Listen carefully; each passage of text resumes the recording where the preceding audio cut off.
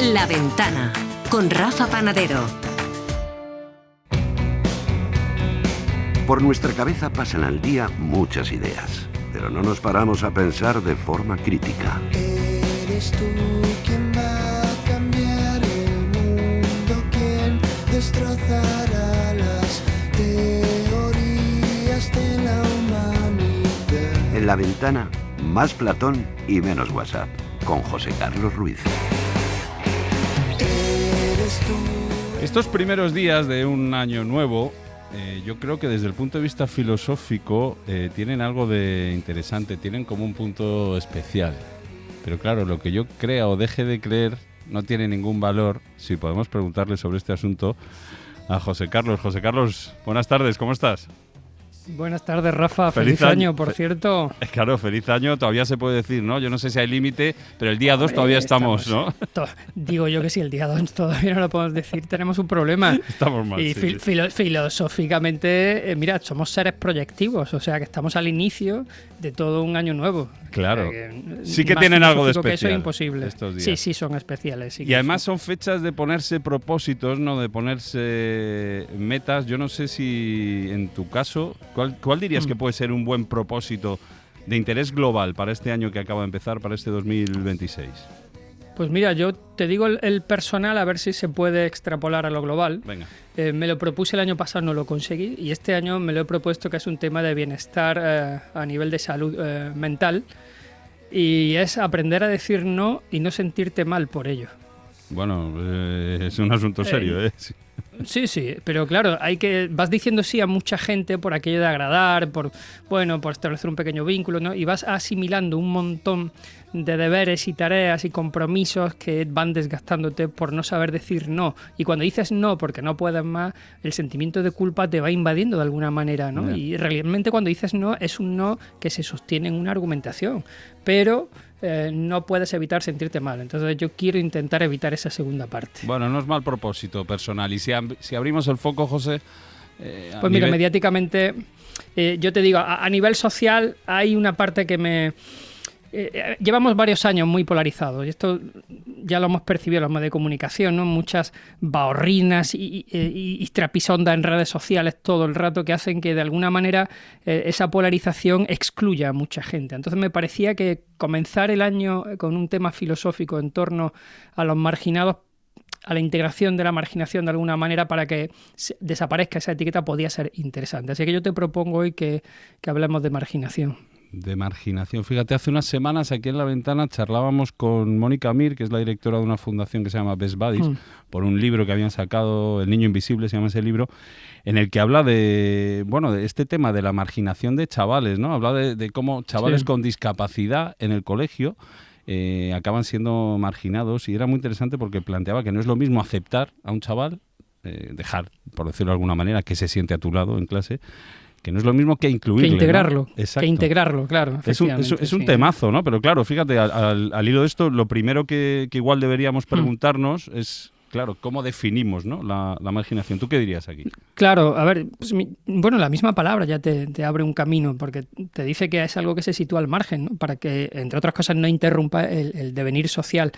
Pero yo creo que si profundizas un poco más el marginado, lo sitúas en el mundo en un no lugar. Es decir, no lo reconoces, no le dotas de recursos, le eliminas su capacidad de relatar o de voz, haces que, de algún modo, en ese mapa simbólico de la sociedad, donde las normas sirven para protegernos, a ellos lo excluyen, ¿no? Entonces, en ese sentido, creo que el marginado representa una especie de normalización del olvido que hacemos todos en una especie de indiferencia organizada, ¿no? Es como si todo el mundo entrara en ese modelo de indiferencia. Entonces, yo me acuerdo de Hannah Arendt, que decía que analizaba la figura del paria como una persona que de algún modo vive dentro de la sociedad, pero al mismo tiempo también vive fuera, porque lo visibilizamos como un problema, pero no lo visibilizas como una persona. Entonces, por ahí entendería yo esa marginación. Oye, qué bueno esto de normalización del olvido, ¿eh? Qué carga tiene esta definición que has dado. Y no sé, José Carlos, si la filosofía nos puede dar algún referente, ¿no? Algún pensador que nos sirva como referencia a la hora de abordar esta cuestión. No tanto la filosofía, ya la economía con Amartya Sen, que quizás sea el premio Nobel más interesante, que tiene un aspecto sociológico también muy potente, y luego también Martha Nussbaum, que va a continuar su línea, pero Amartya Sen ya apuntaba la teoría de las capacidades en el ser humano, el capacismo, ¿no?, que se llama, y que habla que el bienestar de una persona no se debe evaluar por lo que tiene, sino por la posibilidad real de llegar a hacer y de llegar a ser lo que quiera. Entonces él propone entender la pobreza como una especie de privación de las capacidades reales, no de las cuestiones materiales, sino tus capacidades reales las voy limitando, entonces las libertades efectivas que tú tienes para vivir las reduzco, y la marginación aparece como una forma de empobrecimiento de esas capacidades, ¿no? Y esa es la teoría capacista, ¿no?, que me parece interesante cuando se habla de marginación. Pero ya te digo que el invitado de hoy sabe más que yo de este tema desde la filosofía, ¿eh? José Barrientos, ¿qué tal? Buenas tardes. Pues buenas tardes y buen año a los dos. Feliz año también. Feliz año. Feliz año, José. José Barrientos es catedrático de Filosofía en la Universidad de Sevilla. Es también director del proyecto Boecio, que es un programa pionero en el que aplicáis la filosofía en las prisiones, ¿no? Un ejemplo de filosofía aplicada en el caso concreto de que estamos hablando de personas marginadas que están en prisiones. Explícanos un poco en qué consiste este proyecto y cómo se puede ayudar desde la filosofía a las personas marginadas. Bueno, pues es un proyecto que empieza ya hace 10, 15 años y trabajamos en prisiones, pero también con mujeres en situación de prostitución, con niños empobrecidos en Colombia, en México, pero fundamentalmente es verdad que hemos centrado en prisión. ¿Por qué hacemos esto? Porque consideramos que la filosofía puede aportar algo dentro de estos contextos. Y la pregunta sería, ¿y qué podemos aportar? En primer lugar, que podemos aportar es pensamiento crítico, que me podéis decir, bueno, pero eso no es de secundaria, de bachillerato. Bueno, eso es tanto de prisión en tanto en cuanto hay gente que están movidas por la ideología criminal y actúan de acuerdo a esa ideología criminal, sienten de acuerdo a esa ideología criminal y se pueden sentir, por ejemplo, más fuertes cuando un chico se puede sentir más fuerte cuando, por ejemplo, mata a otra persona. Está como encarcelado, no solo detrás de las rejas, sino también detrás de esa propia ideología. El pensamiento crítico ayuda precisamente a eso, ¿no? A sacar de esa cárcel ideológica, de ese marco dentro del cual estamos pensando o estamos sintiendo. Hay un autor, Mario Perniola, italiano, en una obrita del sentir que os recomiendo, que habla precisamente de que no solo han creado nuestras ideas, sino que han creado también nuestras propias sensaciones. Si yo, por ejemplo, sobre una cuestión más, si yo, por ejemplo, os hablo de alguien comiéndose una cucaracha, la sensación no va a ser positiva que tengamos. Sí. José, una pregunta sobre la recepción de los presos o de las mujeres presas en la cárcel. Cuando llegáis a las prisiones y decís, traemos un taller de filosofía, ¿qué recepción? ¿Cómo reciben? Porque me parece una cosa muy singular. No sé si habéis visto que hay alguna tendencia a acercamiento, alejamiento por el hecho de que la palabra filosofía aparece allí, o igual ni siquiera ponéis la palabra filosofía, no lo sé, te pregunto. Sí, pues es muy polar. Está la inicial y luego claro, realmente cuando ya conocen lo que estamos haciendo. La inicial normalmente es de estupefacción, de decir, ¿qué hace aquí un filósofo o una filósofa?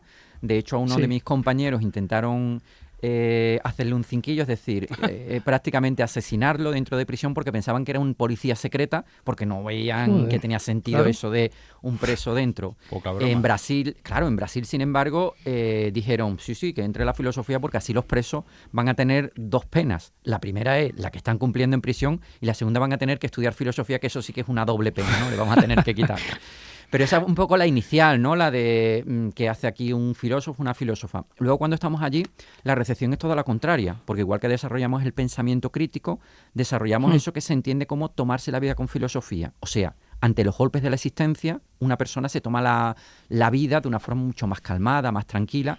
Y claro, todo esto empieza a atraer, al punto de que, en el mismo Brasil, pues la propia policía, el personal de seguridad que se había tomado a sorna lo que estábamos haciendo, querían que trabajásemos con ellos, o gente de otras prisiones, me acuerdo con una fundación en Brasil, que de pronto a los 6 meses nos propusieron llevar el proyecto de una prisión a 9 prisiones, a trabajar con 9.000 personas. De hecho, es algo que tenemos en el futuro. Luego os hablo un poquito de lo que estamos haciendo con 18.000, o que vamos a hacer con 18.000 personas en el norte de México, pero al final, claro, descubren el potencial que tiene la filosofía como concepto, aunque es verdad que el término muchas veces no tiene buena prensa, aunque yo creo que está cambiando en los últimos años. Pero fíjate, has hecho varias referencias al caso de Brasil. Hay muchas diferencias en función de que, bueno, estos talleres que organizáis sean en una prisión de España, de México, de Colombia o de Brasil. Hay mucha diferencia en el perfil, es decir, el perfil brasileño, pues os podéis imaginar, son gente que están mucho más metidos dentro de mafias, dentro del narcotráfico. Aquí en España hay algo menos de eso y por lo tanto el perfil cambia, igual que cuando se ha trabajado en prisiones en Inglaterra, pues hay muchos más personas muchos más musulmanes durante un determinado periodo. Esto va cambiando también por época. Pero en sí mismo el taller es el mismo, porque al fin y al cabo el pensamiento me refería crítico... a la recepción, a la receptividad. A lo mejor hay no sé si un tema cultural en la receptividad que puedan tener un preso en España, un preso colombiano o un preso brasileño. Quizá en el término de las mujeres sí hay más diferencia. ¿Por qué? Porque una mujer, por estar en prisión en estos contextos latinoamericanos, es mucho más despreciada, menospreciada, ¿no? Término de Acelonez, menospreciada inclusive por su propia familia. Entonces, en ese sentido, se ve mucho más acogida de que haya alguien que se vaya a interesar por ello. No porque sea un taller de filosofía, sino simplemente porque estamos yendo allí gratuitamente a hacer algo. Pero en términos generales, por la filosofía, la acogida es la misma sorpresa, la misma estupefacción inicial y luego la misma adhesión porque ven que realmente les está provocando un cambio dentro de sus propias existencias. José, supongo que cuando, claro, hablas de tal cantidad de presos y de gente, que la infraestructura que tienes que montar de formación o que tenéis que montar de formación tiene que ser muy amplia, ¿no? ¿Cómo es el perfil de esos formadores que van a ir o que van ya, ¿no?, a las prisiones a trabajar? Porque, claro, un licenciado en filosofía, una licenciada en filosofía no es tan fácil encontrar por ahí. No sé si es prescriptivo, si no es prescriptivo, si la formación es asequible. Claro, nosotros empezamos haciéndolo muy caseramente. Yo me reunía directamente por plataformas digitales con algunas personas y empezamos por ahí. Y normalmente inicialmente con filósofos y filósofas. Pero luego nos dimos cuenta de que igual que la psicología puede aportar a un educador social para trabajar en prisión o para trabajar con mujeres en situación de prostitución, la filosofía también tenía sus propios elementos que podían aportar. Entonces, actualmente, si me preguntas de perfil, José Carlos, estamos trabajando con filósofos y filósofas, pero también con personas que han hecho educación social, trabajo social, los propios educadores, es lo interesante.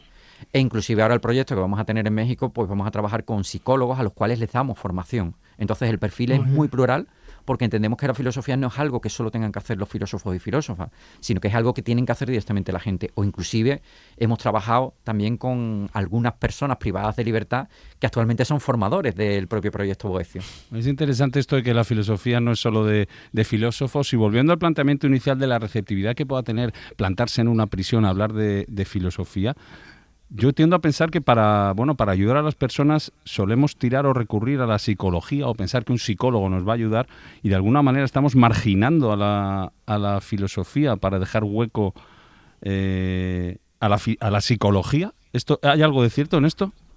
Yo no creo que sea una competitividad, pero sí hay que tener en cuenta determinados datos. Hay muchos psicólogos que acabaron en la filosofía. El caso de Karl Jaspers, un psicólogo muy, muy importante en su época, acabó en la filosofía, William James, e inclusive se han generado psicoterapias como la psicoterapia existencial a partir de la propia filosofía. Entonces, evidentemente, ahí hay muchas vinculaciones. O si hablamos de las psicologías actuales, la cognitivo-conductual le debe mucho al estoicismo. Inclusive hay ciertos ejercicios que a mí me sorprende como compañeros míos están haciendo ejercicios que yo, con otra intención, los hago también dentro de las propias consultas y de los talleres filosóficos. Entonces, en ese sentido, yo creo que se puede establecer, estamos estableciendo una cooperación muy interesante entre filósofos, psicólogos, educadores, precisamente para trabajar en estos contextos, y por aquí es por donde va hoy la ciencia, desde este trabajo interdisciplinar. ¿Cuál es la única cuestión? Que a veces cuando solo trabaja un psicólogo o solo trabaja un filósofo, le falta una pata para hacer un buen trabajo. Y en ese sentido yo creo que la pata de la filosofía es la que la sociedad está reconociendo cada vez más, y a nosotros cada vez más nos llaman eso, fundaciones, para trabajar no solo únicamente nosotros, sino inclusive en coalición con otro tipo de profesiones. Sí, hoy en día ya el conocimiento es pluridisciplinar y funciona mucho mejor. Por cierto, ya por poner en valor este trabajo, ¿algún caso de éxito que tengas en mente de estos talleres a medio o a largo plazo? Pues sí, os lo doy hasta con nombres y apellidos porque él no se esconde. Joder. Luis Triana fue un preso de Colombia, estuvo por allí y se empezó a interesar a raíz de unas conferencias que yo impartí online. Se empezó a interesar en este campo, empezó a estudiar la carrera de filosofía a través de lo que aquí sería la UNED, allí es la UNAD. Acabó su carrera de filosofía, ha acabado su máster en la Universidad Oberta de Cataluña de filosofía, salió de prisión hace 6 meses y se ha convertido en uno de nuestros formadores que además no solo inicialmente daban formación en su propia prisión, sino que llegó a dar formación online con prisiones argentinas. Entonces yo creo que el caso de más éxito podría ser este chico que está escribiendo artículos de filosofía, que se va a doctorar en filosofía y que inicialmente yo lo conocía en prisión. Joder. Qué maravilla, sí que es un caso de éxito, desde luego. Mira, te No, preguntaba sin duda. antes José Carlos por los perfiles, ¿no?, de los formadores. Yo te pregunto por las herramientas. No sé qué herramientas contáis, con qué herramientas trabajáis más en profundidad. Me imagino que una situación común en todos los presos o personas marginadas con las que tratáis, con las que trabajáis, debe ser la angustia. No sé si la angustia puede convertirse en una herramienta. Sí, la verdad es que sí. Nosotros el modelo que utilizamos es el del gimnasio filosófico. Le decimos a la gente, no venís aquí a escuchar a un profesor a daros una teoría, sino que venís a entrenar ciertas habilidades filosóficas, ciertas competencias filosóficas. Una, como digo, es el pensamiento crítico, pero otra, por ponerte un ejemplo, pues sería hacer un taller de diacrisis, donde ayudamos a la gente a distinguir entre lo que son los hechos objetivos en sí y lo que son las interpretaciones. ¿Por qué? Porque en función de cómo interpretemos la realidad, nos vamos a sentir de una forma o de otra. Te pongo un ejemplo. Imaginaros que fallece vuestro padre. Vamos a tocar madera, ¿vale? Normalmente lo que sentimos es tristeza, porque la sociedad nos marca una interpretación. Mi padre fallece y por lo tanto he tenido una pérdida, ¿vale? ¿Qué es lo que pasa? Que hay gente que no están tristes cuando mueren su padre, sino que resulta que están relajados, sienten una suerte de relajación. ¿Por qué? Porque su interpretación es otra. Resulta que mi padre se ha pasado 3 años con cáncer y ha muerto en la cama y lo mejor que podía hacer era fallecer. Fijaros, como mi interpretación es otra, por fin mi padre ha muerto y ha descansado, mi sensación es otra.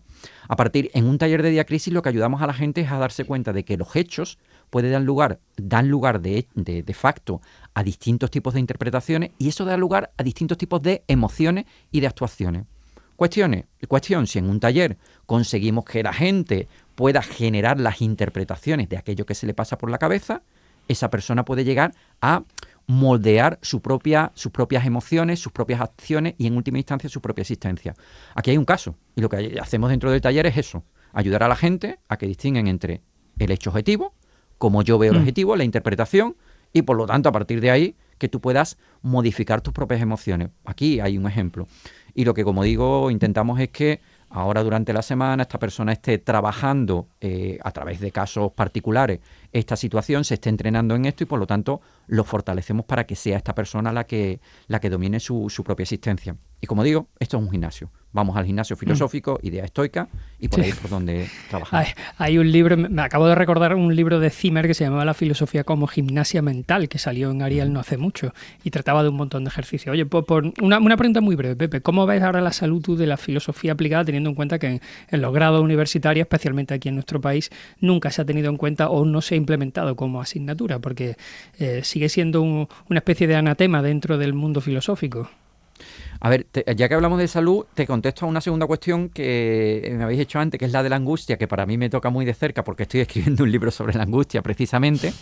Y yo creo que en el tema de la angustia hay que tener en cuenta que la angustia se ha tratado solo desde una perspectiva negativa, pero la angustia tiene una función muy positiva dentro del sujeto, o sea, los momentos de crisis, que normalmente intentamos rechazarlo, tienen un elemento muy positivo dentro del sujeto, que es ayudarnos a replantearnos nuestra existencia.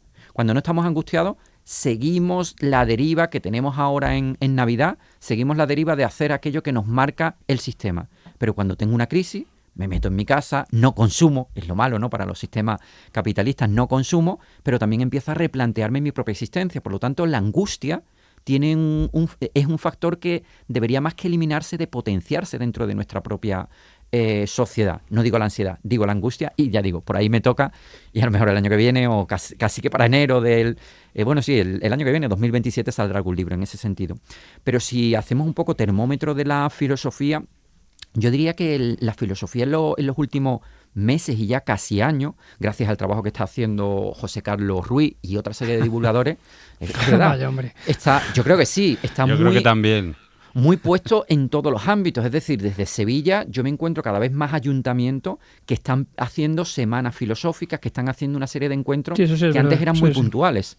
Y yo creo que eso es muy, muy llamativo, inclusive en los propios medios, ¿no? Cada vez hay más filósofos, filósofas, por ahí también está David Vico haciendo sus propias prospecciones, y creo que eso es muy interesante. Respecto a la academia, yo creo que en la academia está entrando una nueva generación que entiende que la filosofía debe tener su porosidad dentro de la propia sociedad, es decir, introducirse dentro de la sociedad Bien. porque la sociedad lo está demandando. Es verdad que todavía tenemos algunas situaciones de catedráticos de Palomar o de Campanario en donde no están dentro de misa. Yo creo que hay que estar en misa y repicando, es decir, hay que estar en el Palomar haciendo teoría, pero claro, esa teoría tiene que permear dentro de la propia sociedad y sobre todo llegar allí donde habitualmente no llega la filosofía. A un chico de secundaria le llega la filosofía, a un alumno de la universidad le llega la filosofía, pero ¿qué pasa con esos otros ámbitos? Una mujer que está en situación de prostitución, un niño de un barrio periférico que no ha estudiado, o alguien que está en prisión. ¿Qué pasa en esos lugares con la filosofía? Probablemente decimos en muchas ocasiones, es que esta gente no tiene ética. Claro, pero el problema es, usted le ha dado a esta persona herramientas o posibilidades para que tengan una ética. Yo creo que la sociedad y a cabo y los poderes fácticos deberían plantearse llevar la filosofía, pero ya no solo a las universidades, donde ya está y donde hay que potenciarla, sino llevarlas a estos otros contextos. Y yo lo que me encuentro es que cada vez más hay una serie de ONGs, pero habitualmente son ONG, que me dicen, Pepe, ¿por qué no llevamos la filosofía a nuestra fundación donde trabajamos con niños con esta discapacidad? ¿Por qué no la llevamos con estas mujeres? Sí, eso está llegando, sí. Y el proyecto Es Boecio verdad. es un buen ejemplo, ¿no?, de cómo llevar la filosofía a entornos en los que, bueno, quizás hasta ahora no nos planteábamos y puede ser realmente algo útil. José Barrientos, catedrático de Filosofía de la Universidad de Sevilla y director de este proyecto, del proyecto Boecio, muchas gracias por esta conversación. Pues muchísimas gracias a vosotros y nada, que siga la filosofía también por esta cadena. Un abrazo. Un abrazo. Venga, un abrazo.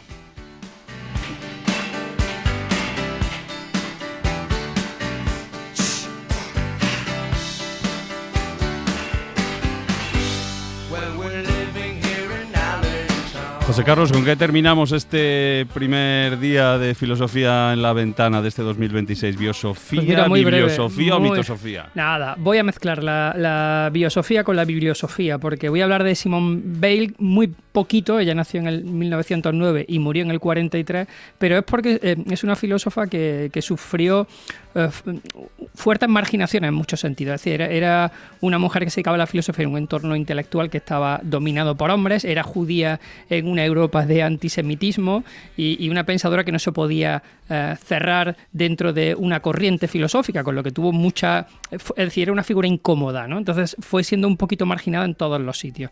Y de hecho murió en la pobreza, murió en el exilio y en la pobreza, también casi de una manera voluntaria. Pero hay una biografía suya maravillosa que se llama Vida de Simone Weil, que lo escribió Petremont, está publicada en Trota en el 2013, que merece la pena porque el libro de Simone Petremont, que es una amiga suya, una amiga íntima, recorre toda esa biografía desde el primer año hasta el último de su vida, con un montón de cartas sin entrar en juicios de valor, ¿no? Y te deja ver la vida de una Simone Weil muy interesante. Así que quien quiera conocer mejor esta pensadora, que se acerque a esa biografía publicada por Trota. Pues apuntada queda la recomendación. José Carlos, suerte con ese propósito de saber decir no este Bueno, año. ya te contaré, en fin, ya te contaré.